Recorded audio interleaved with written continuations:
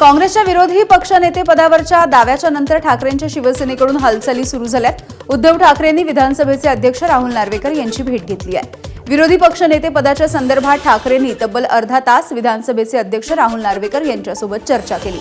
यावेळेला आदित्य ठाकरे, भास्कर जाधव, मिलिंद नार्वेकर हे देखील उपस्थित होते। तिसरं अधिवेशन संपत आलं तरी अद्यापही विधानसभाचा विरोधी पक्षनेते पदाच्या संदर्भातला निर्णय झालेला नाहीये। त्यामुळे ठाकरेंची शिवसेना चांगलीच आक्रमक झाल्याचं दिसतंय। दरम्यान या संदर्भात योग्य निर्णय घेणार असल्याचं अध्यक्ष राहुल नार्वेकर यांनी ठाकरेंना आश्वासन दिलं। विधानसभेचे अध्यक्ष राहुल नार्वेकरांच्या भेटीनंतर उद्धव ठाकरेंनी सभापती राम शिंदेंचीही भेट घेतली। विधान परिषदेच्या विरोधी पक्षनेते पदासाठी काँग्रेसच्या सतेज पाटील यांचं नाव देण्यात आलं। त्यामुळे विधान परिषदेच्या विरोधी पक्षनेते पदाच्या संदर्भात लवकरच निर्णय घेण्याची मागणी ठाकरेंनी राम शिंदेंकडे केली आहे।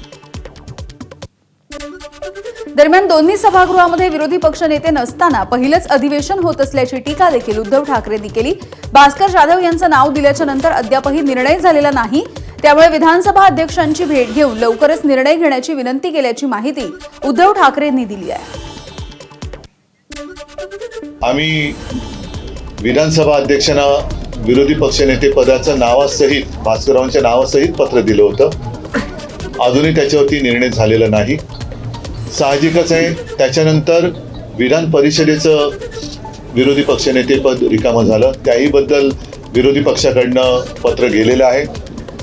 काल आपण जे म्हणालात की मुख्यमंत्र्यांचं म्हणणं असे की हा अधिकार हा अध्यक्षांचा आहे, त्यानुसार आम्ही नियमानुसार अध्यक्षांकडे पण जाऊन ही विनंती केली आणि त्याचप्रमाणे माननीय सभापतींकडे सुद्धा जाऊन आम्ही विनंती केली की आता दोन्ही पदं ही रिकामी आहेत, दोन्ही सभागृहाची ही पदं रिकामी आहेत। आपण दोघांनी एकत्रितपणे हा निर्णय या अधिवेशनाच्या आता उद्या परवाकडे शेवटचा दिवस आहे, आपण जाहीर करावा।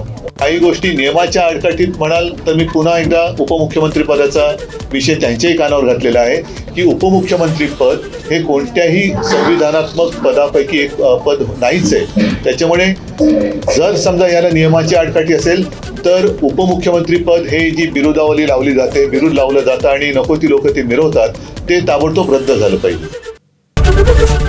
एबीपी माझा, उघडा डोळे बघा नीट।